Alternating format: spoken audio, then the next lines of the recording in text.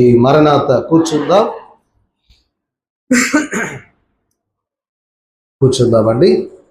దేవుని యొక్క వాక్యమును చదువుకుందాం. మూల వాక్యముగా మరి పౌలు గారు రాసిన మాట, కొరింథీయులకు రాసిన 2వ పత్రిక 13వ అధ్యాయము 14వ వచనము. ప్రభువైన యేసుక్రీస్తు కృపయు దేవుని ప్రేమయు పరిశుద్ధాత్మ సహవాసమును మీకందరికీ తోడయ్యుండును గాక. ఆమేన్. చూడండి ప్రియమైన వారలారా, మరి గత దినాల నుండి మనం చూస్తే మనము మరి ఈస్టర్ పండగ దినాన, అంటే మరి యేసుక్రీస్తు ప్రభు వారు శిలువ మ్రాను మీద మరణించి ఆయన 3వ దినమున ఆదివారమున తిరిగి లేచినటువంటి కారణాన మరి ఈస్టర్ పండగ, ఈస్టర్ ఆదివారాన్ని జరిగించుకున్నాం. అది అయిపోయింది. ఆ తరువాత యేసుక్రీస్తు ప్రభు వారు ఈ లోకంలో ఆయన మరణించి తిరిగి లేచిన తర్వాత 40 రోజులు ఆయన సంచరించి శిష్యులైన వారికి కనబడి ఆయన ఒలీవల కొండ మీద నుండి ఆరోహణమై వెళ్ళినటువంటి తరుణంలో మనం ఆరోహణ పండగ జరిగించుకున్నాం.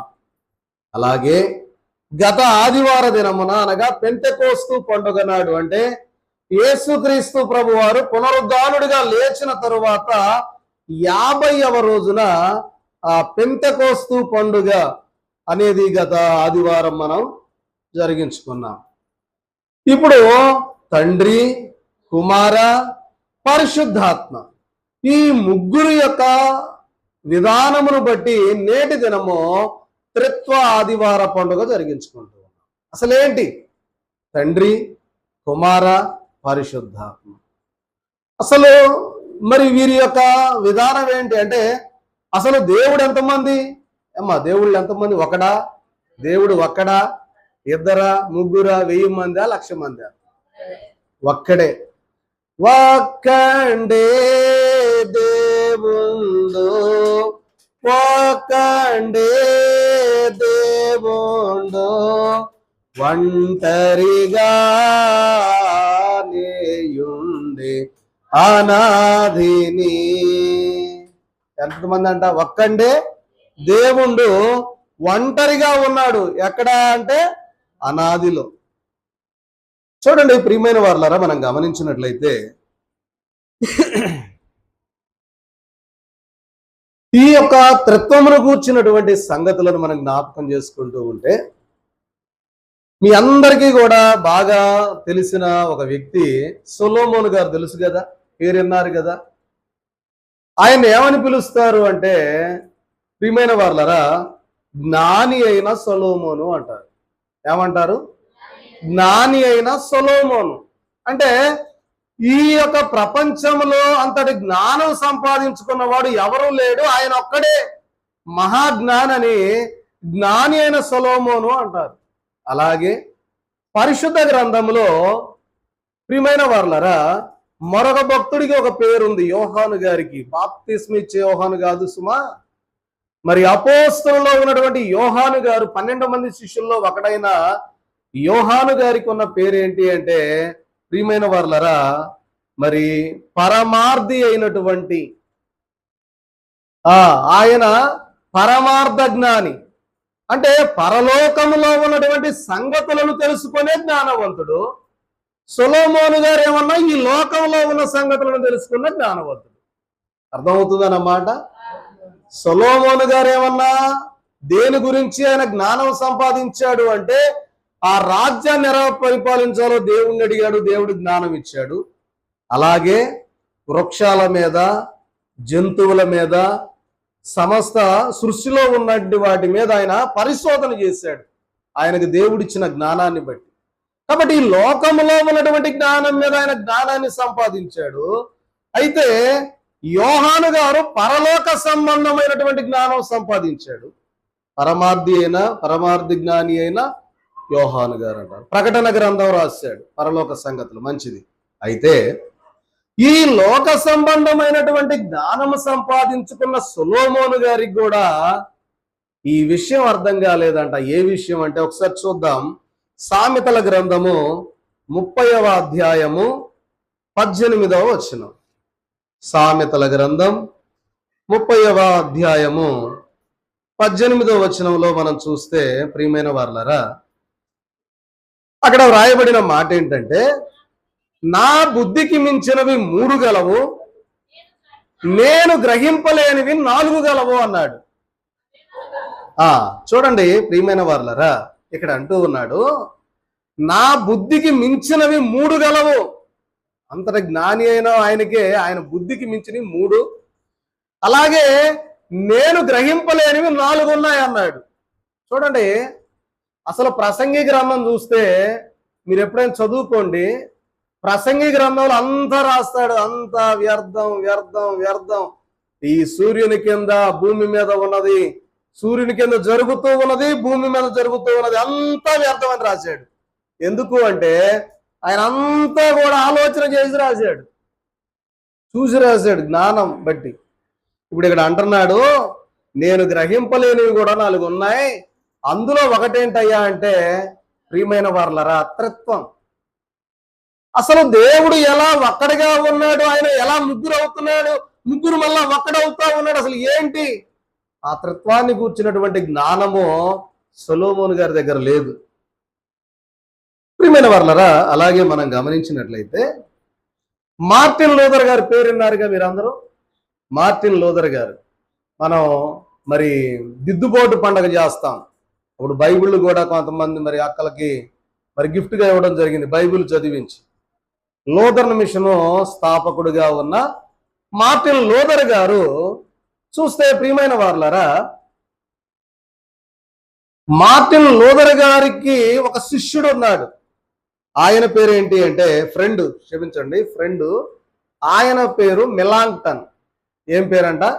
మెలాంగ్టన్ గారు. ఈ మెలాంగ్టన్ గారికి పరిశుద్ధ గ్రంథం మీద ఎంత పట్టు ఉంది అంటే అసలు ఇందులో ఆయనకు తెలియనటువంటి విషయాలు ఇంకెవ్వరికీ తెలియవంట. అంటే అంత జ్ఞానాన్ని సంపాదించుకున్నాడు బైబిల్ మీద. అర్థమవుతుందా? మరణాత వినండి జాగ్రత్తగా. మీకోసం ఉదయం నుంచి మధ్యాహ్నానికి మార్చడం జరిగింది. ఉదయం అయితే నిద్రపోతారని, 5ంటికి వస్తే నిద్రపోతారని మధ్యాహ్నం పెట్టాం. కాబట్టి మీరు ఇప్పుడు ఏం చేయాలా? అలర్ట్గా ఉండాలా లేదా? ఉన్నారు కూడా మీరు, అట్లాగే మంచిది. దేవునికి స్తోత్రం కలుగును గాక. ఆమేన్.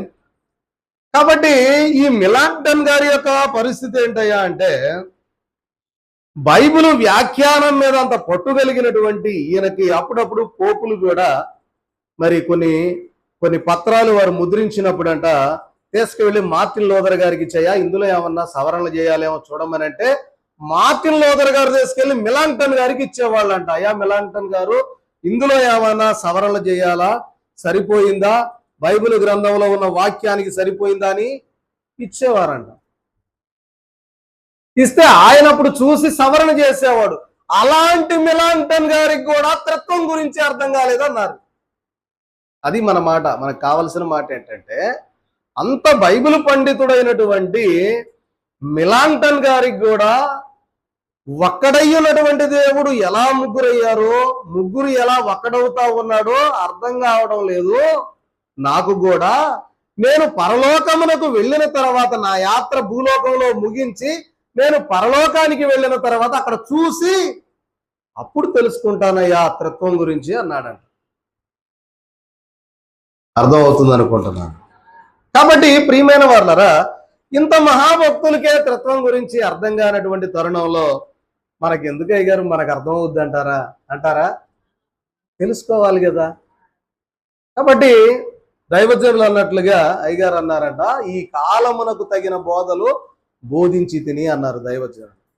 ఆ కాలానికి తగినట్టుగా బోధించారు. మరి ఈ కాలంలో కూడా మరి త్రిత్వాన్ని గురించినటువంటి సంగతులు మనము తెలుసుకోవాలి. అయితే దైవజనులు కొన్ని ఉదాహరణలుగా మరి ఫాదర్ ఎం దేవదాస్ అయ్య గారు ఈ త్రిత్వం గురించి, త్రిత్వదేవుని గురించి దైవజనులు మరి చాలా విపులంగా మరి అయ్యగారి పుస్తకాల్లో వ్రాయడం జరిగింది.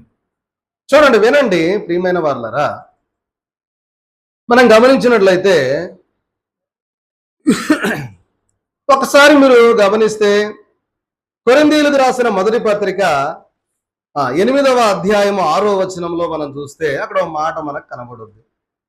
చూడండి, కొరింథీయులకు రాసిన మొదటి పత్రిక 8వ అధ్యాయం 6వ వచనంలో చూస్తే, ఆకాశమందైనను భూమి మీదనైనను దేవతలు అనబడినవి ఎన్నను మనకు ఒక్కడే దేవుడున్నాడు, ఆయన తండ్రి.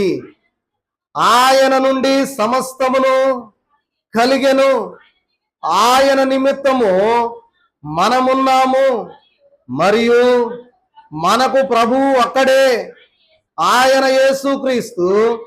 ఆయన ద్వారా సమస్తమును కలిగెను, మనము ఆయన ద్వారా కలిగిన వారము. చూడండి, ఆకాశమందైనా భూమి మీదనైనా దేవతలు అనబడినవి ఉన్నను మనకెంతమంది ఉన్నారు దేవుళ్ళు అంటే ఒక్కడే దేవుడు. అయితే ఆయన తండ్రి, ఆయన నుండే సమస్తము కలిగింది అన్నారు. అమ్మా, ఎవరి నుండి సమస్తం కలిగింది? తండ్రి అయినటువంటి దేవుని నుండే సమస్తము కలిగింది అన్నారు. చూడండి ప్రియమైన వారులారా, మీరు గమనించినట్లయితే ఆదికాండ గ్రంథములో దేవుడు సృష్టిని కలగజేసినప్పుడు, ఇందాక మనం చదువుకున్నాం కదా వాక్యాలు. ఆదికాండ గ్రంథం 1వ అధ్యాయం 3 నుండి 5 వచనాలలో మనం చూస్తే, దేవుడు మరి ఈ యొక్క వెలుగును కలగమని చెప్పినటువంటి దినము ప్రారంభ దినం. అమ్మా, ఏ దినం అది? ప్రారంభ దినం. అంటే అదే సృష్టి ఆరంభ దినం. చూడండి, వెలుగు కలగమని దేవుడు తెలియజేసినప్పుడు అదంతా కలుగగా, వెలుగును చీకటిని దేవుడు వేరు చేయగా, అస్తమయము ఉదయము కలగగా ఒక దినమాయను. అది ఏ వారము అంటే ఆదివారము. ఏ వారం అంటే అది? ఆదివారం. మీకు డౌట్గా ఉంది కదా, ఆదివారమా కాదా అని. చూడండి, నేను లెక్క చెప్తాను, మీకు అర్థమైపోతుంది. ఆదివారము సృష్టి అంతటినీ మరి అందులో ఉన్నటువంటి మొదటి దినాన ప్రియమైన వారులారా, మరి ఆయన వెలుగును కలగజేశాడు, వెలుగును చీకటిని వేరుపరచాడు. ప్రియమైన వారులారా, చూడండి, మనకు ఆ 3 నుంచి 5 వచనాల్లో ఆ మాటలు మనకు కనబడతాయి. మనం చదువుకున్నాం, ఒకసారి చూడండి. దేవుడు వెలుగు కమ్మని పలుకగా వెలుగు కలిగెను, వెలుగు మంచిదైనట్టు దేవుడు చూచెను.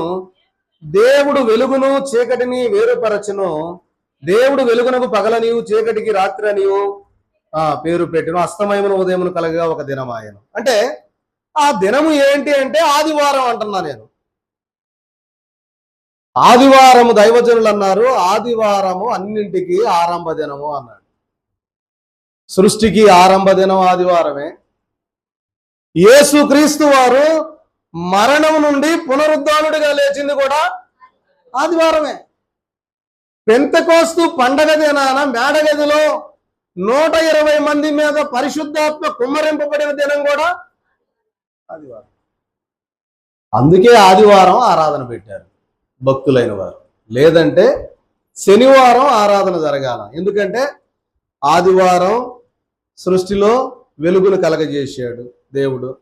అలాగే 2, 3, 4, 5, 6 అంటే ఆది, సోమ, మంగళ, బుధ, గురు, శుక్ర 6 రోజులు కూడా దేవుడు సృష్టి అంతటిని కలగజేశాడు. 6వ రోజు మానవుని కూడా కలగజేశాడు.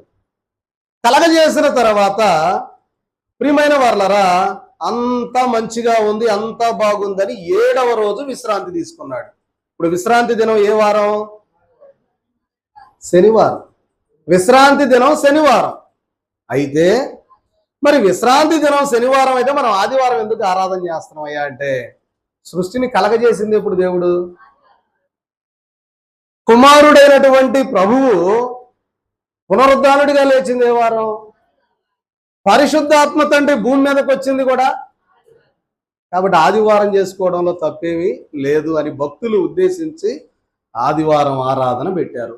యూదులు మాత్రం శనివారమే చేస్తారు, అది సబ్బాతు దినం.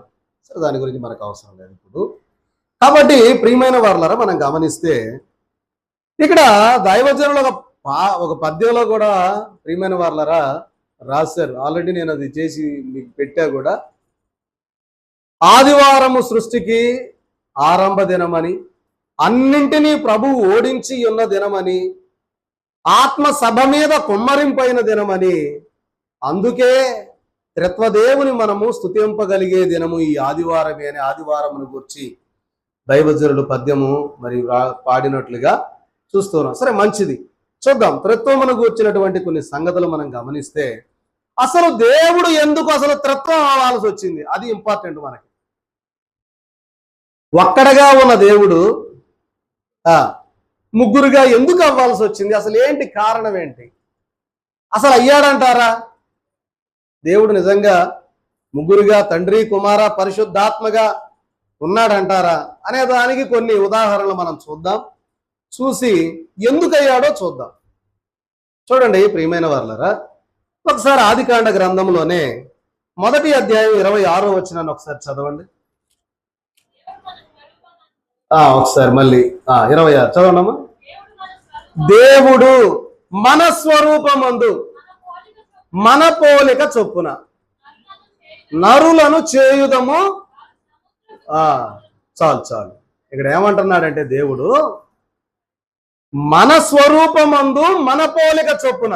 ఏమండి, ఇప్పుడు చూడండి, నేను ఒక్కడనే ఉన్నాను అనుకోండి, నేను నా గురించి నేను మాట్లాడేటప్పుడు అయ్యా నేను గుంటూరు నుంచి వచ్చాను అంటానా, లేదంటే మేము గుంటూరు నుంచి వచ్చానంటాను. నేను ఒక్కడిని వస్తే నేను అని అంటాగా.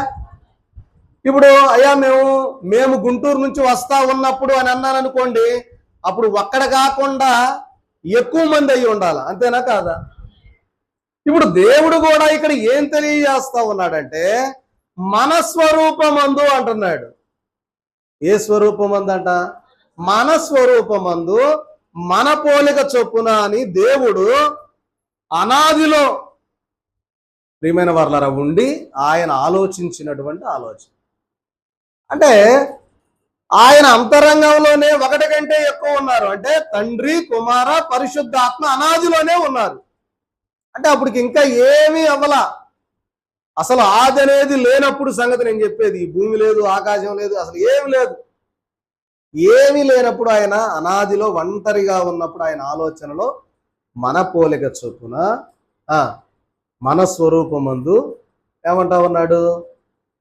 నరులను చేయుదము రండి అని. ప్రియమైన వారలారా చూడండి, అంటే ఇక్కడ మనం గమనించినట్లయితే సృష్టిని కలగజేశాడు.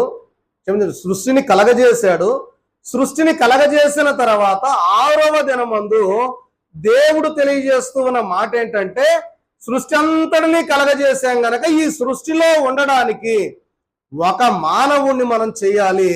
అది ఎవరి చొప్పున అంటే మన పోలిక చొప్పున మన స్వరూపమందు అని దేవుడు ఆ ముగ్గురు తనలో ఉన్నటువంటి వారితో చెప్పి ఆయన ప్రియమైన వారలారా నరుణ్ణి నిర్మించినట్లుగా చూస్తూ ఉన్నారు. అర్థమైందా మీకు? మరణాత. చూడండి ప్రియమైన వారలారా, అంటే ఇక్కడ మన అనే పదం వాడతా ఉన్నాడంటే ఒక్కరుగాక ఎక్కువ మంది ఉన్నారు కాబట్టి ఇది ఒక ఉదాహరణ మనకు కనబడతా ఉన్నది. అలాగే మరొకటిగా చూస్తే ఆదికాండ గ్రంథము 11వ అధ్యాయము చూడండి 7, 8 వచనాలు మనం చూస్తే ఇక్కడ మనకు బాబేలు గోపురం నిర్మించే సమయంలో దేవుడు మాట్లాడతాడు. ఎందుకు అసలు ఈ బాబేలు గోపురం నిర్మించబడింది అంటే చూడండి, ఈ బాబేలు గోపురం అనేది ప్రియమైన వారలారా వాళ్ళు నోవాహు యొక్క జలప్రళయం తర్వాత బాబేలు గోపురాన్ని నిర్మించుకున్నారు. నోవాహు జలప్రళయం తర్వాత ఎందుకు నిర్మించారయ్యా అంటే దేవుడి యొక్క ఉగ్రత వచ్చి ఒకవేళ మరలా ఇటువంటి జలప్రళయమే మరలా వస్తే ఈ జలప్రళయంలో మనం మునిగిపోకుండా ఉండు నిమిత్తము అంతకంటే ఆకాశం అంత ఎత్తైనటువంటి ఒక కట్టడం కడదామని నోవాహు యొక్క కుటుంబంలో నుండి వచ్చినటువంటి జనులు ఏం చేశారంటే ఒక ఎత్తైన శిఖరాన్ని కడుతున్నారు. దేవుని ఆలోచన ఏంటంటే ఆదాము గారితో చెప్పిన మాట, బాయ్ మీరు ఈ భూమిని నింపండి, జనులతో నింపండి అన్నాడు. అంటే వాళ్ళు ఏం చేయాలి? చెదరిపోయి అందరూ కూడా ఒక్కొక్కరు కొంతమంది ప్రాంతాల్లో ఉండి నివసిస్తా జనాభాని పెంచాలి, ఈ భూమిని నింపాల. అది ఆదాము గారికి ఇచ్చిన మాట. ఇప్పుడు వీళ్ళు ఏం చేస్తున్నారంటే మనందరం చెదిరిపోతే కష్టం. కాబట్టి మనందరం ఒక స్థలంలోనే ఉందాం. ఓ పెద్ద ఎత్తైన గోపురం కట్టుకుందాం, అందరం ఇక్కడే ఉందాం. ఏదన్నా ప్రళయం వస్తే అందరం ఎక్కి పైకి పోదాం. చూడండి, అది ఆదికాండ గ్రంథం 11వ అధ్యాయంలో మనకు కనపడుద్ది. ఒకసారి ఆ మాట కూడా చదువుదాన్ని. ఇక్కడ రాసి చూడొచ్చు. గనుక మనము దిగిపోయి వారిలో ఒకని మాట ఒకనికి తెలియకుండా అక్కడ వారి భాషను తారుమారు చేయుదము రెండని అనుకొనెను. చూడండి, ఇక్కడ కూడా ఏం వాడారు అంటే, ఇక్కడ కూడా దేవుడు ఏం తెలియజేస్తా ఉన్నాడంటే, గనుక మనము దిగిపోయి. మనము అంటే ఎంతమంది ఉన్నట్టు? ఒకళ్ళ కంటే ఎక్కువ మంది ఉంటే మనం అంటాం. ఇప్పుడు దేవుడు ఏమంటా ఉన్నాడంటే, గనుక మనము దిగిపోయి వారిలో ఒకరి మాట ఒకరికి తెలియకుండా, అంటే ఈ బాబేలు గోపురం విషయమై దేవుడు మాట్లాడతా, ఇదిగో మనం దిగిపోయి వాళ్ళ భాషలు ఒకళ్ళకి తెలియకుండా ఒకళ్ళకి భాషలు మార్చేద్దాం. వాళ్ళు మాట్లాడినప్పుడు ఏంద్రా నీ భాష ఏంద్ర నాకు అర్థం కావట్లేదని చెప్పి ఆ అర్థమయ్యే భాష వాళ్ళు ఒక ప్రాంతంలో, ఇంకొక భాష వాళ్ళు ఇంకొక ప్రాంతంలో, ఇంకో భాష వాళ్ళు ఇంకో ప్రాంతంలో చెదిరిపోయి నివసిస్తారు. అందరూ ఒకే భాష ఉంటే ఒకసాటే ఉంటారని చెప్పి దేవుడు భాషలు తారుమారు చేసిన స్థలమే బాబేలు గోపురం. అర్థమైందా? అంటే ఇక్కడ కూడా ఏమంటున్నాడంటే, మనము అంటున్నాడు అంటే తండ్రి కుమార పరిశుద్ధాత్మలు వారు మాట్లాడుకున్నటువంటి మాట ఇక్కడ కనబడతా ఉన్నది దేవుని విషయం. అంటే త్రిత్వం ఉందా లేదా అనే దానికి ఒక క్లారిటీ మీకు బైబిల్ గ్రంథంలో క్లారిటీ అర్థమవుతుందా? మరణాత. కాబట్టి ప్రియమైన వారలారా, మనం గమనించినట్లయితే అలాగే అపోస్తుల కార్యముల గ్రంథంలో కూడా పరిశుద్ధాత్మ తండ్రి మరి మేడగదిలో కొమ్మరింపైనప్పుడు భాషలు వాళ్ళు కూడా ఏం చేశారంటే అన్య భాషలు అనేక భాషల్లో మాట్లాడారు. సో చూద్దాం. ఇంకొకటిగా చూస్తే మరొక మనకి ఒక సాక్ష్యం, ఆయన ముగ్గురా ఒక్కరా అనే దానికి మరొకటి చూద్దాం. యెషయా గ్రంథం 6వ అధ్యాయం 8వ వచనం చూడండి. యెషయా గ్రంథం 6వ అధ్యాయం 8వ వచనంలో ఏమంటాడంటే, యెషయా గారు మొదటి వచనం నుండి మనం చూస్తే, ఒకవేళ రాజైనటువంటి ఉజ్జియా మరణానంతరం, రాజైన ఉజ్జియా మృతి పొందిన సంవత్సరం అత్యున్నత సింహాసనమునందు ప్రభువు ఆసీనుడై ఉన్నాడు, నేను చూశాను అని యెషయా గారు ఈ మాట రాస్తున్నాడు. ఆయన అత్యున్నత సింహాసనం మీద ఆసీనుడై ఉండటం నేను చూశానయ్యా అని యెషయా గ్రంథంలో వ్రాసిన మాట ఏంటి అంటే, ప్రియమైన వారలారా, దాని గురించి ఆయన చూసి అక్కడ ఉన్నటువంటి సంగతులను గురించి మాట్లాడుతూ అక్కడ జరిగినటువంటి సందర్భాన్ని గురించి మాట్లాడేటప్పుడు, ఇప్పుడు ఇక్కడ ఒకసారి 7వ వచనం చదవండి. 6వ అధ్యాయం 7వ వచనం యెషయా గ్రంథం.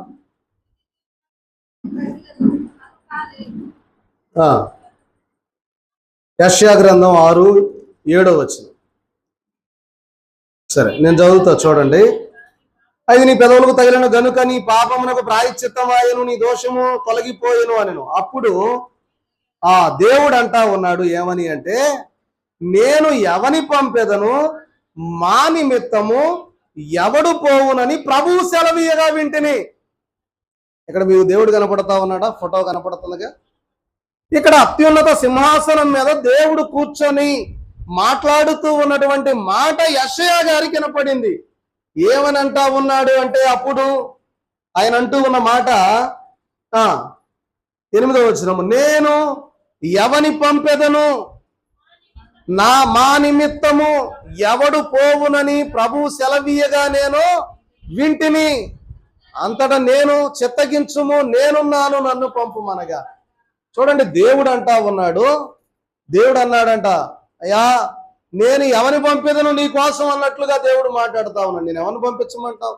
మా నిమిత్తము ఎవరు పోవాలనని ప్రభువు సెలవీయగా నేను విన్నాను అంటే, ఇప్పుడు ఏమంటా ఉన్నాడు, నేను ఎవరిని పంపేదను అంటే అక్కడ ఎంతమంది ఉన్నట్టు? అప్పుడు ఒకటి కంటే ఎక్కువ మంది ఉన్నారా లేదా? అయ్యా నన్ను రమ్మంటావా అంటే నేను ఒక్కడనే ఉండట్టు. ఎవరైనా పంపించమంటావా అంటే ఆయన కాకుండా ఇంకా ఉన్నట్టా లేదా? మీ అందరికీ మరణాత. కాబట్టి ప్రియమైన వారలారా, ఇక్కడ యెషయా గారి ద్వారా దేవుడు తెలియజేస్తూ ఉన్నమాట, నేను ఎవని పంపెదను, మా నిమిత్తము ఎవడు పోవునని ఆయన సెలవీయగా. అంటే దేవుడు ఒక్కడు కాదు, ఆ ఒక్కడే గాని ఆయనలో ముగ్గురు ఉన్నారు.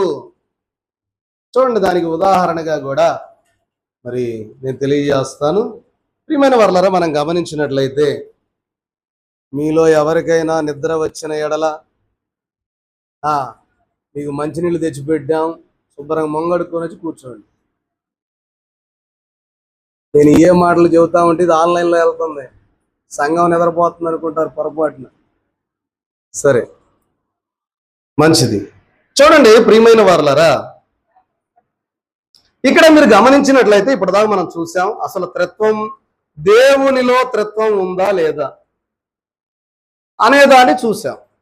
అసలు దేవుడు త్రిత్వంగా ఎందుకు మారాడు, ఎందుకు మారాల్సి వచ్చింది? ఆయన అనాదిలో ఉన్నప్పుడు ఆయన ఆలోచనలో ఆయన దైవ లక్షణాలన్నీ కూడా ఒక చాట కూర్చొని అనాది సభలో ఆయన మాట్లాడడం అనేది జరిగిందని మనం విన్నాం రక్షణ మహాసంకల్పంలో. ఇప్పుడు త్రిత్వంగా ఉన్నటువంటి దేవుడు అసలు త్రిత్వంగా మూడు విధాలుగా ఎందుకు బయలుపరచవలసి వచ్చింది, ఎక్కడ బయలుపరచబడింది అనేది చూద్దాం. చూడండి ప్రియమైన వారలారా, మనం గమనించినట్లయితే ఇక్కడ మనకి ఆదాము, ఎవరెవరు కనపడుతున్నారు చెప్పండి? ఆదాము, అవ్వ, ఇంకోటి మీకు కంటి చూపు బాగుందని నాకు బాగా అర్థమైంది, ఫోటో అక్కడ దాకా కనపడుతుందని కూడా అర్థమైంది. ఆదాం గారు, అవ్వమ్మ గారు, ఇంకోటి సర్పరూపంలో ఉన్న సాతాను. వాస్తవంగా సర్పాన్ని సాతానుడు వాడుకున్నాడు అంతే. వాస్తవంగా ఏంటంటే ఈ సర్పానికి కూడా రెక్కలు ఉన్నవంట. అప్పుడు మరి చరిత్రకారులు చెప్పేదాన్ని బట్టి చెప్పడమే నేను కూడా, సర్పానికి కూడా రెక్కలు ఉన్నాయంట. కానీ దేవుడు దాన్ని ఏం చేశాడంటే శపించాడు. ఏమని?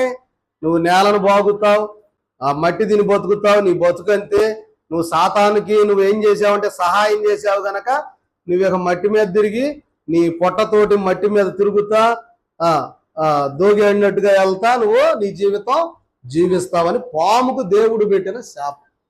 అందువల్ల దాని రెక్కలు పోయినాయి, ఎగరలేకపోయింది. అది వేరు, దాన్ని మళ్ళీ తర్వాత దాని గురించి ఎప్పుడైనా వస్తే చెప్తా. ఇప్పుడు ఏంటంటే ఆదాము అవ్వలు మా చేతిలో ఏముంది? పండు ఉంది. వాళ్ళు చేసిన పాపమే పండు తింటాం. అసలు పండు తింటాం కూడా పాపమేంది పాస్టర్ గారు? పండు తింటాం కూడా పాపమేనంటారా? ఏ పండు వద్దన్నారో అది తింటాం అనేది పాపం. ఏంటి వంకాయలట్టు జాంకాయలు అనేది మీకు చెప్పేవాడిని. ప్రియమైన వారలారా, ఇప్పుడు గమనించిన దేవుడు ఏ పండు తినవద్దన్నాడో ఆ పండు తింటే అది పాపం, చేయొద్దన్న పని చేస్తే. ఇప్పుడు వాళ్ళు చేశారు, తప్పిపోయారు. దేవుడు వాళ్ళకి ఏం చేశాడు? ప్రియమైన వారలారా, తప్పిపోయారు గనక, మార్గం విడిచారు గనక, దేవుని మాట వినలేదు గనక ఇప్పుడు వీళ్ళు శాపానికి గురయ్యారు. ఇప్పుడు దేవుడు ఏం చేయాల్సి వచ్చిందయ్యా అంటే, దైవజనులు అన్నారు ఆదాము అవ్వలు చేసిన పాపాన్ని బట్టి దేవుడు 3 ముక్కలు అవ్వాల్సి వచ్చింది అన్నారు. ఎన్ని ముక్కలు అయ్యాడట? 3 ముక్కలు. చూడండి ప్రియమైన వారలారా, ఏదేను వనములో పాపము జరిగినప్పుడు ప్రియమైన వారలారా, దైవజనులు చెప్పిన మాట ఏంటంటే, మానవుడు చేసిన పాపానికి తగిన తీర్పు తీర్చుటకు ఏదేను తోటలో దేవుడు ఏం చేశాడంటే మొట్టమొదటి కోర్టు ఏర్పాటు చేశాడు అబ్బాయి అన్నారు. ఏం ఏర్పాటు చేశాడంట? కోర్టు. తప్పు ఎవరిది? ఏమ్మా ఏం చేసా? పండు అసలు ఎవరు తినమన్నారు మిమ్మల్ని అంటే ఆదాం గారిని అడిగాడంట. ఆదాం చెట్టు చాటును ఉన్నాడు. ఆదాం గారు, ఏమయ్యా ఆదాం ఇట్రా, ఎవరు అసలు పండు ఎందుకు తిన్నావు? నువ్వు చెప్పాక తినొద్దని అని చెప్పంటే, నాదేం లేదయ్యా, నువ్వు ఇచ్చినదిగో ఆమె అని అవ్వమ్మ మీదకు దోసేసాడు. ఈ అవ్వమ్మని అడిగితే అవ్వమ్మ అన్నాడట, నాకేం తెలుసు ప్రభువా, అదిగో నువ్వు సృష్టించిన ఆ పావే తినమని చెప్పింది అని చెప్పి పావు మీదకి నెట్టేసిందంట. అంటే ఒకళ్ళ మీద ఒకళ్ళు చెప్పుకోవటం అనేది ఎప్పటి నుంచి ఉంది మనకి? అసలు ప్రారంభం మన రక్తంలో ఉంది అది. ఇంకా అది పోమన్నా పోదు. దాన్ని పోగొట్టడానికే మన ప్రభు వచ్చాడు మన దగ్గరికి. సరే, అయితే విషయం ఏంటంటే, మానవుడు చేసిన పాపానికి తగిన తీర్పు తీర్చడానికి ఏదేను తోటలో మొట్టమొదటి కోర్టు ఏర్పాటు చేశాడు. వారికి న్యాయం చేయడానికి దేవుడు 3 ముక్కలు అవ్వాల్సి వచ్చింది అన్నారు. ఏం చేయటానికంట? న్యాయం. వాళ్ళకి న్యాయం చేయటానికి. వాస్తవంగా అయితే దేవుడు విధించిన శిక్ష ఏంటంటే, మీరు చేసిన పాపాన్ని బట్టి వెళ్ళిపోండి, మీరు అసలు ఇక్కడ ఉండగలిగిన వాళ్ళు కాదు, ఏదేళ్ళలో నుండి తీసేస్తున్నా అని చెప్పి తీసుకొచ్చి మామూలు స్థలంలో వదిలిపెడితే అవన్నీ ఎట్ట కనపడతాయి, ఎట్ట అయిపోయాయంటే గచ్చ పొదలు, ముళ్ళ తొప్పలు అంతా కూడా. అప్పుడు దాకా చూడండి ఎంత పచ్చగా, ఎంత హాయిగా, రమ్యంగా ఉన్న స్థలం అంతా విడిచిపెట్టి చివరికి ముళ్ళ పొదల ప్రాంతంలోనికి వచ్చేసారు. ఇది వచ్చిన తర్వాత ప్రియమైన వారలారా, దేవుడు అన్న మాట ఏంటంటే, సాగు చేసుకో, పంట పండించుకో, కన్నీరు గార్చు, చెమటోడ్చు, పంట పండించుకొని దాన్నే తిను, ఆ మట్టిలో నుండి వచ్చింది తిని నువ్వు చివరికి మట్టి అయిపోతావు అని అన్న దేవుడు పాపాన్ని బట్టి వాస్తవంగా ఆదాం అవ్వాలి. ఎక్కడికి పోవాలంటే నరకానికి పోవాలి. అగ్ని ఆరదు, పురుగు చావదు, అక్కడికి వెళ్ళాలి. కానీ ఆయన ఎలాంటి వాడు? కృప కలిగిన వాడు, దయ కలిగిన వాడు, వాత్సల్యం కలిగిన వాడు. ఏమండి, పిల్లల విషయంలో ఏమంటారు? వాత్సల్యం, ప్రేమ అంటారు కదా. మరి ఆదాము గారు దేవుని కుమారుడా కాదా? ఆయనే సొంతగా చేతులతో తయారు చేశాడు. ఎవడైనా చూస్తా కొడుకుని తీసుకుపోయి నరకంలో వేస్తాడా? నాకు తెలిసి మనిషి అన్నవాడు ఎవడు వేయడు, దేవుడు ఎందుకు వేస్తాడు? కాబట్టి ప్రియమైన వారలారా, దైవజనులు అన్నారు, ఈ స్థితిలో ఉన్నప్పుడు అయ్యగారు అన్నారు ఓ మాట ఆదాం గారి గురించి. అయ్యగారు అంటూ, కాదన్న పని చేసి కళను పోగొట్టుకున్నాడు ఆదాం అన్నారు. కాదన్న పని చేసి కళను పోగొట్టుకొని బిక్కుబిక్కుమంటూ దిక్కులేని స్థితిలో ఎదురు చూస్తూ ఉన్న దైవ కుమారుడైన ఆదాము అన్నారు. ఏంటంట? దిక్కు తోచని స్థితిలో బిక్కుబిక్కుమంట. ఇంకేముంది? అప్పుడు దాకంటే రోజు ప్రభు వచ్చేవాడు, మాట్లాడేవాడు, ఏదో కాస్తంత ప్రభు మాటలు చెప్పేవాడు, అంత హాయిగా సరదాగా ఉండేది, బాగుండేది. ఇప్పుడు ఏమైపోయింది? పండ్లు లేవు, ఫలాలు లేవు, చెట్లు లేవు, శ్యామలు లేవు, అన్నీ ముళ్ళ పొదలు, గచ్చ పొదలే కనపడతా ఉన్నాయి. వాటిని దున్నాల, ఇత్తనం వేయాలి, అది బండాల, తినాల, బతకాల, శ్రమ. అయితే ప్రియమైన వారలారా, ఈ యొక్క పాపాన్ని పరిహరించడానికి దేవుడు ఏదేను వనములో ఒక్కడిగా ఉన్న దేవుడు 3 ముక్కలుగా అయ్యి ఏం చేశారయ్యా అంటే, ప్రియమైన వారలారా, మనం గమనించినట్లయితే పాపము తర్వాత దేవుని త్రిత్వం ఎలా బయలుపరచబడింది అంటే, ఇక్కడ వీరికి సిగ్గు తెలిసిపోయింది. ఆకులు కట్టుకున్నారు. ఆకు ఎంతసేపు ఉంటుంది? అది కాసేపుడికి ఎండిపోద్ది. చూడండి, ఆదాము గారి పక్కన ఏమన్నా చెప్తున్నాడు, సాగు చెబుతున్నాడు, నాకేం తెలిసి ఇదిగో ఏమే అన్నాడు. ఏమేమో ఆయన మీద అట్టనమాట, అట్ట ఉంటుంది. ఇప్పుడు ఆదాము గారి పక్కన ఏమన్నా తండ్రి అయిన దేవుడు నిలబడ్డాడు. అవ్వమ్మ గారి పక్కన ఏమన్నా కుమారుడైన యేసుక్రీస్తు ప్రభు వారు నిలబడ్డారు. సాతాను అయినటువంటి సర్పం పక్కన ఏమన్నా పరిశుద్ధాత్మ దేవుడు నిలబడ్డాడు. అర్థమవుతుందా? మరణాత ఆదాం పక్కన ఎవరు నిలబడ్డారు చెప్పండి? ఏమ్మా? కుమారుడా? తండ్రి అయినా దేవుడు నిలబడ్డాడు. అవ్వమ్మ గారి పక్కన కుమారుడైన యేసుక్రీస్తు ప్రభు వారు నిలబడ్డారు. సాతాను పక్కన ఎవరు నిలబడ్డారు? మాట్లాడాలి మీరు. పరిశుద్ధాత్మ దేవుడు. మంచిది. చూడండి, ఎందుకు నిలబడ్డారు, ఎందుకు వాళ్ళ పక్కకు వచ్చారు అంటే, ఎంతైనా ఆదాం గారు ఎవరి కుమారుడు? దేవుని కుమారుడు. చూడండి ప్రియమైన వారలారా, మనం గమనిస్తే ఆదాము గారిని దేవుడే స్వయంగా నేల మట్టితో తయారు చేసి, ఆ మంటిలో నుండి చేసిన బొమ్మకి నాసికారంధ్రములో దేవుడే స్వయంగా జీవవాయువును వదగా దేవుని శ్వాస ఆదాములోనికి వెళ్ళి నరుడు జీవాత్మ అయ్యాడు, దేవుని కుమారుడయ్యాడు. కాబట్టి ఆదాము గారు ఎవరి పోలిక అంటే దేవుని పోలిక. ఇదేనా కాదా? అలాగే ప్రియమైన వారలారా, మనం గమనించినట్లయితే ఆదాము గారిలో నుండి తీయబడిన అవ్వమ్మ గారు ఎవరి పోలిక అంటే నరుని పోలిక.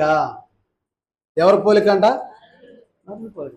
ఆదాం గారిది దేవుని పోలిక, ఆదాములో నుండి తీయబడిన అవ్వమ్మ గారిది నరుని పోలిక.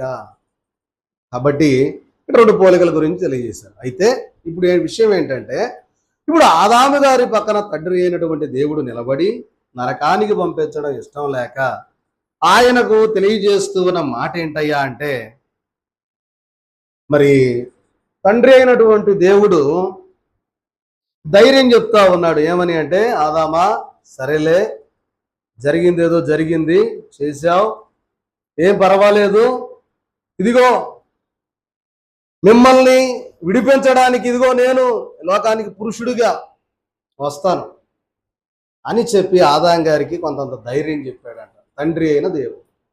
ఏం చెప్పాడు అంటే, నేను మరలా పురుషునిగా వస్తాను, ఏం పర్వాలేదు, నువ్వు ఆదాముగా ఉన్నావు, మొదటి మానవుడిగా, నేను వస్తా మళ్ళీ పురుష అవతారంలో అని చెప్పాడు. అర్థమవుతుందా? ఇప్పుడు అవ్వమ్మ గారి దగ్గర ఉన్నటువంటి యేసుక్రీస్తు ప్రభు వారు అంటా ఉన్నాడు, అమ్మా అవ్వమ్మ తల్లి, ఏం పర్వాలేదు, నీ గర్భానే నేను మళ్ళీ కుమారుడిగా జన్మించి సర్వ మానవాళికి నీలో నుండి వచ్చేటటువంటి ప్రతి ఒక్కడి యొక్క పాపాన్ని నిర్మూలించడానికి నేను ఈ లోకానికి నీ గర్భవాసిగానే, స్త్రీ గర్భవాసిగానే నేను వస్తా, ఏం పర్వాలా, నువ్వేం భయపడ, మాకు నువ్వు ఆదరణ కలిగి ఉండని అవ్వమ్మ గారికి చెప్పాడు. ఇదంతా బానే ఉంది కదా. సాతానుకు కూడా ఏమైనా ధైర్యం చెప్పడానికి పరిశుద్ధాత్మ వచ్చాడంటారా? అమ్మా, మరి పావు దగ్గర ఎందుకు నిలబడ్డాడు పరిశుద్ధాత్మ దేవుడు అంటే, పౌలు గారు అంటారు ఏమని అంటే, ఆత్మ పనులు ఆత్మకే తెలుసు అంటాడు. ఏమంటారు? ఆత్మ చేసే పనులు ఆత్మకే తెలుసు. ఇప్పుడు మీరు ఆలోచించండి, దెయ్యం పట్టిన వాళ్ళు ఉంటారు, లేదా ఆ దెయ్యాలు తిరుగుతా ఉన్న సమయంలో ఆ దెయ్యం ఏం చేస్తా ఉన్నది అనేది ఈ దెయ్యం చెప్పుద్ది అడిగితే. ఎందుకంటే రెండు దురాత్మలు కాబట్టి. నేను ఈ అనుభవం కాకాని తోటలో చూసా. ఇద్దరు స్త్రీలే, మరి అమ్మ కూతురు లేదో అత్తా కోడల్లో ఇద్దరికి పట్టింది దెయ్యం. అయితే కాసేపు ఏమలో ఉంటుంది, కాసేపు ఆమెలోకి పోద్ది, ఆమె వదిలిగానే ఆమెలో నుండి మళ్ళీ ఏమలోకి వద్ది. అయితే వీళ్ళిద్దరే చేస్తూ ఉంటే వెనక ఇంకొక ఆమె ఉంది, ఆమెలో ఒక దెయ్యం దురాత్మ, ఆమె పేరు ఏమ చెబుతా ఉంది. అర్థమైందన్నమాట. ఇక్కడ చేస్తా ఉన్న ఇద్దరు ఏడే ఉన్నారు. వెనక దెయ్యం పట్టిన సంగతి ఏ దెయ్యం పట్టిందో ఈ ఏమో చెప్పింది పేరు, నాకు ఆశ్చర్యం వేసింది. కాబట్టి అందుకనే ఆత్మ పనులు ఆత్మకు తెలుసు, దురాత్మ పనులు దురాత్మకు తెలుసు. లేదా ప్రియమైన వారలారా, ఆత్మ సంబంధమైనటువంటి స్థితులు ఆత్మ కలిగిన వారికి తెలుసు. కాబట్టి సాతాను ఎందుకయ్యా అంటే, సాతాను పక్కన ఎందుకు పరిశుద్ధాత్మ ఉన్నాడంటే, సాతాను ఎవరు? అపవాది సంబంధి, వాడు దుష్టుడైన లూసిఫర్, సాతానుడు. ఇప్పుడు వాడి పక్కనే పరిశుద్ధాత్మ దేవుడు ఎందుకున్నాడంటే, పరిశుద్ధాత్మ కూడా ఆత్మరూపే కదా. అందుకని వాడేదైనా కుయుక్తి కలిగి చేస్తాడేమో అని పరిశుద్ధాత్మ దేవుడు ఆ పక్కనే ఉండడం అనేది మనకు కనబడతా ఉన్నది. అర్థమైందంటారా? మరణాత. కాబట్టి తండ్రి, కుమార, పరిశుద్ధాత్మ దేవుడు త్రిత్వములో మరి ఎలాగా వాళ్ళు ఉన్నారు అనే దానికి, ఎలా వాళ్ళు మరి ఒక్కడిగా ఉన్న దేవుడు ముగ్గురుగా ఎందుకు వారు రావాల్సి వచ్చింది అంటే, సర్వమానవాళికి రక్షణ అనుగ్రహింపజేయడానికి కుమారుడైన యేసుక్రీస్తు ప్రభువారే ఈ లోకానికి రావడానికి, మరి ఆదాము గారికి చెప్పినట్లుగా ఆయన పురుష రూపంలోనే, అలాగే అవ్వమ్మ గారికి తెలియజేసినట్లుగా తన గర్భవాసిగా వస్తానని, స్త్రీ సంతానంగా వస్తానని ఆదికాండం 3:15 చేయబడినటువంటి వాగ్దానము నెరవేరినట్లుగా మనం చూస్తూ ఉన్నాం. కాబట్టి ప్రియమైన వారలారా, మరి కొద్ది మాటలు చెప్పి నా మాటలు ముగిస్తాను, సమయం అయిపోతుంది కనుక. మరి మనం గమనించినట్లయితే ఇప్పుడు దాకా దేవునిలో త్రిత్వం చూసాం. అమ్మా, దేవునిలో త్రిత్వం చెప్పండి. ఎవరెవరు? తండ్రి, కుమార, పరిశుద్ధాత్మ. మళ్ళీ చెప్పండి. ఓకే, తండ్రి దేవుడే, కుమారుడు దేవుడే, పరిశుద్ధాత్మ కూడా దేవుడే. చూడండి, ఈ యొక్క విధానం అర్థం కావడానికి దైవజనులు కొన్ని ఉదాహరణలు చెప్పారు. ఏంటయ్యా అంటే, మానవునిలో ఉన్న త్రిత్వం ఏంటండి మానవుల్లో, మనలో కూడా ఇప్పుడు తండ్రి, కుమార, పరిశుద్ధాత్మ ఉందంటారా? ఏమండి, మానవునిలో ఉన్న త్రిత్వం ఏంటంటే శరీరం, ప్రాణం, ఆత్మ. ఈ మూడిటిలో ఒకటి లేదనుకోండి, ఆత్మ వెళ్ళిపోయింది అనుకోండి, శరీరం ఉంది, ఏముంది? ప్రాణం ఉంది. ఆత్మ లేకపోతే ఏం చేస్తాడు? ఏదేదో చేస్తా ఉంటాడు. ఆత్మ లేనివాడు నా వాడు కాదన్నాడు. ఆత్మ లేకపోతే వినండి, మనుషుల్లోనే ఆత్మ ఉంటుంది, జంతువుల్లో ఆత్మ ఉండదు. తెలుసా మీకు? తెలుసా? తెలియదా? ఏక సినిమా చూసారా మీరు? చూసారా? అందులో మానవుడు ఆత్మ వెళ్ళి ఏగలో ఉన్నట్టు తీయటం, అదంతా ఫేక్ అన్నమాట. అర్థమైందా? మానవుల్లో ఆత్మ ఏగలోకి వెళ్ళదు, ఏగకు అసలు ఆత్మే లేదు. జీవుల్లో ఆత్మ లేదు, మానవుల్లోనే ఆత్మ ఉంటుంది. కాబట్టి ప్రియమైన వారలారా, మనం గమనించినట్లయితే శరీరం, ప్రాణం, ఆత్మ. సరే, ప్రాణం లేదనుకోండి, ఆత్మ, శరీరం ఉందనుకోండి, ఏమంటారు? ఉండిద్దా అసలు సరిగా? ఆ మూడిట్లో ఏది లేకపోయినా ఉంటుందా? ఉండదు. కాబట్టి ప్రాణం, శరీరం, ప్రాణం, ఆత్మ, ఈ మూడు కూడా ఉంటేనే మనిషి, లేకపోతే మనిషి అనరు. అంటారా? అనరు. శరీరం లేదనుకోండి దెయ్యం అంటారు. శరీరం కనపడకుండా మాట్లాడుతూ ఉంటే ఏమనుకుంటారు? ఒకవేళ ఇక్కడ ఉండంగానే, నేను మాట్లాడుతూ ఉండగానే నా మైక్ కాకుండా ఏదైనా ఒక స్వరం మీకు వినపడిందంటే, నేను అనుకుంటున్నాను 100% ఛాలెంజ్ చేద్దాం, మీలో ఒక్కడ ఉన్నాడేనా? ఉంటారా? నేను మాట్లాడకుండా మైక్ పక్కన పెట్టి ఉన్నప్పుడు ఏదైనా ఒక మంచి గంభీరమైన స్వరం వినపడింది అనుకోండి, ఇక్కడ ఒక్కడ నిలబడరు. అంతే, శరీరం లేకుండా ప్రాణం, ఆత్మ ఉండి మాట్లాడితే దెయ్యం వచ్చేసిందిరా అని వెళ్ళిపోతారు. కాబట్టి ప్రియమైన వారలారా, మరి అలాగే మానవునిలో ఉన్నటువంటి త్రిత్వం, శరీరం, ప్రాణం, ఆత్మ లేకపోతే మానవుడు కాదు. కాబట్టి అలాగే దైవజనులు అన్నారు, మరి సంవత్సరంలో కూడా 3 కాలాలు ఉన్నాయి. వర్షాకాలం, అలాగే ఎండాకాలం, అలాగే శీతాకాలం. చూడండి ప్రియమైన వారలారా, ఈ 3 కాలాలు అంటే సంవత్సరంలో కూడా ఏముంది అంటే త్రిత్వం ఉంది. మరి ఒక రోజులో కూడా త్రిత్వం ఉందన్నారు, ఉదయం, మధ్యాహ్నం, సాయంత్రం. త్రిత్వం అనేది మనకు తెలియకుండానే అన్నింటిలో కూడా ఇమిడి ఉన్నట్లుగా మనం చూస్తూ ఉన్నాం. అలాగే కొన్ని త్రిత్వాల గురించి, సృష్టిలో ఉన్న త్రిత్వాలు అయ్యగారు తెలియజేస్తున్నట్లుగా మరి మీకు 3 ఉదాహరణలు. ఒకటి సూర్యుడు మనకి ఆకారం కనపడతా ఉన్నాడు, ఆయనలో వెలుగు ఉంది. అలాగే మరొకటి వేడి కూడా ఉంటుంది. అంటే సూర్యుడు ఉదయించినప్పుడు వేడిగా ఉంటుందా ఉండదా? వెలుగు వస్తుందా రాదా? ఆకారం కనపడిద్దా లేదా? అంటే 3 కూడా సూర్యుడిలో మనకేమవుతున్నాయంటే కనపడతా ఉంది. సృష్టిలో కూడా త్రిత్వం ఉంది, సూర్యుల్లో త్రిత్వం ఉంది. ఒకవేళ సూర్యుడు కనపడకుండా వెలుగు, వేడి వచ్చిందనుకోండి, దానికి ఏమి అర్థవంతం ఉండిద్దా అంటే అసలు ఆయన ఎప్పుడు వస్తాడు, ఎప్పుడు పోతాడు, ఎక్కడ ఉన్నాడో కూడా అర్థం కాకపోతే దానికి ఏమీ కూడా అర్థం ఉండదు. అలాగే సూర్యుడు అన్నాక వేడి, వెలుగు అవి ఉండాలి. కాబట్టి ప్రియమైన వారలారా, ఆ 3 ఏది లేకపోయినా అది పరిపూర్ణము కాదు. అర్థమవుతుందన్నమాట. అలాగే అగ్ని ఉంది, అగ్ని, మంట, అగ్నిజ్వాల, మంట. అందులో ఏముంటది? వేడి ఉంటుంది, వెలుతురు ఉంటుంది, ఆకారం ఉంటుంది. అంతేనా? మంట మండుతా ఉందనుకోండి, వేడిగా లేదనుకోండి, మనం అందులో కూడా నిలబడతాం. పోయి వేడి ఉంటే నిలబడతామా? నిలబడలే. కాబట్టి దానికి 3 ఉన్నాయి. కిందది మీ అందరికి తెలిసిందే. అయ్యగారు ఒక తాటి ముంజలో 2 ఉంటాయి ముంజలు, మరి అప్పుడు త్రిత్వం ఎట్టవుద్ది? మీకు వచ్చిందా డౌటు? నాకు వచ్చింది. మరి 3 ముంజల్లో ఏదో బ్యాటరీ అయిపోయింది. సరే, నా పాఠం కూడా అయిపోయింది, బ్యాటరీ అయిపోయింది. సరే, మంచిది.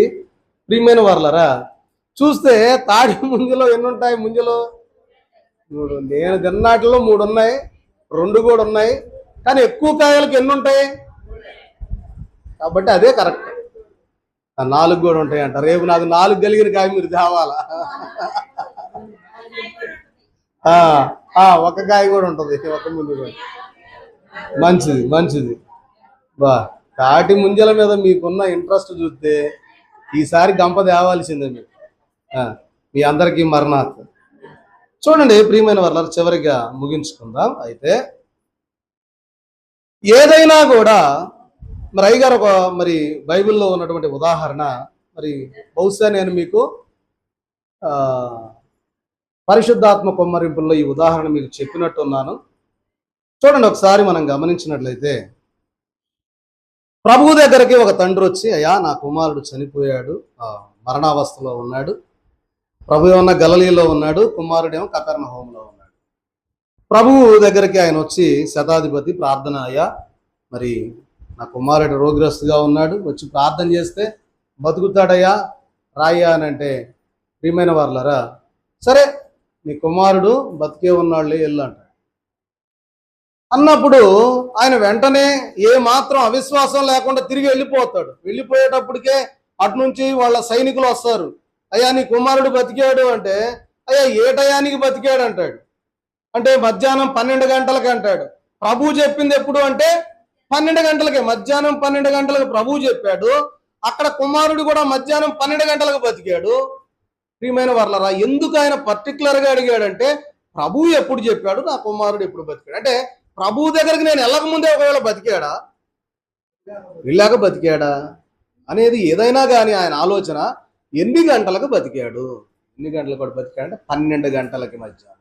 ప్రభు ఎప్పుడు చెప్పాడంటే అప్పుడు ఆలోచన, ప్రభు నాతో చెప్పింది మధ్యాహ్నం 12 గంటలకి, నా కుమారుడు బతికింది 12 గంటలకు, దేవా నీకు స్తోత్రం.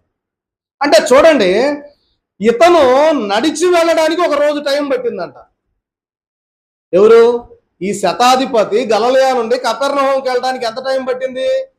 ఒక రోజు పట్టింది. కానీ దేవుని దీవెన ఎంత టైం పట్టింది నెరవేరడానికి? అసలు సెకను కూడా లేదు. ఇక 12 అన్నాడు, 12 అన్నాడు, అంతే. 12 గంటల 5 నిమిషాలు, 12 గంటల 3 నిమిషాలని రాయబడ్డది. అంటే మానవుడు నడిచి వెళ్ళేదని ఓ రోజు పట్టింది అక్కడికి వెళ్ళడానికి. కానీ దేవుని ప్రభావం వెళ్ళడానికి సెకండ్స్ లో, కనురెప్పపాటులోనే కార్యం జరిగింది. అయితే ఇందులో 3 జరగాలన్నారు అయ్యగారు. ఏం జరగాలి? తండ్రి, కుమార, పరిశుద్ధాత్మ. చూద్దాం. ఏంటంటే ఆ కుమారుడు బాగుపడాలన్న సంగతి ముందు తండ్రి తలంచాలంట. ఆ కుమారుడు బాగుపడాలని ఎవరు తలంచాలా? తండ్రి తలంచుకోవాలా? కుమారుడు బాగుపడాలని యేసుక్రీస్తు ప్రభు వారు పలకాల, పరిశుద్ధాత్మ దేవుడు ఆ కార్యాన్ని చెయ్యాల. అర్థమైందని అన్నమాట. ఇప్పుడు ఆ కుమారుడు బాగవ్వాలంటే ముందు తండ్రి ఆలోచనలోకి రావాలా, బాగు చేయాలి. ప్రభు అన్నాడు బాగుపడును గాక, పరిశుద్ధాత్మ దేవుడు వెళ్ళాడు బాగు చేశాడు. ఈ ముగ్గురు చేసిన పని ఎంత సమయంలో జరిగింది? రెప్పపాటులోనే జరిగింది. అయితే దైవజనులు అన్నారు, నీ ప్రార్థన తండ్రి తలంచుకునేటట్టు ప్రార్థన చేయి అన్నాడు. ముందు ఎవరు తలంచాలా? అది కార్యం ముందు అసలు ఆయనకి వెళ్ళాలిగా. ఆయనకి వెళ్ళాలంటే ఒక మార్గం చెప్పాడు. ఎవరి ద్వారా వెళ్ళాలా? ఎవరి నామంలో ప్రార్థన చేయాలా? ప్రార్థన ముగించేటప్పుడు ఎప్పుడైనా యేసుక్రీస్తు ప్రభు వారి నామములో అడిగి వేడుకొనుచున్నాము తండ్రి అనాల. అంతేగాని తండ్రి నామములో అడుగుతావు, తండ్రి తలంచాలి కదా ముందని చెప్పి తండ్రి నామంలో అడుగుతున్నావు అంటే జారదు. పరిశుద్ధాత్మ దేవుని నామంలో అడుగుతున్నామన్నా చారదు. కానీ ఎవరి నామంలో అడగాలంట? 3 పనులు డివైడ్ చేయబడ్డాయి. ఎవరి పని వాళ్ళదే. తండ్రి పని తండ్రిది, కుమారుడి పని కుమారుడిది, పరిశుద్ధాత్మ పని పరిశుద్ధ. ఇప్పుడు తండ్రి పని అయింది, కుమారుడి పని అయింది. ఈ లోకంలో జరిగేది ఎవరి పని అంటే పరిశుద్ధాత్మ పని. ఎవరి పని అంట? ఏం పని అంటే ఇప్పుడు మన అందరినీ వధువు సంఘంగా సిద్ధపరిచే పని పరిశుద్ధాత్మది.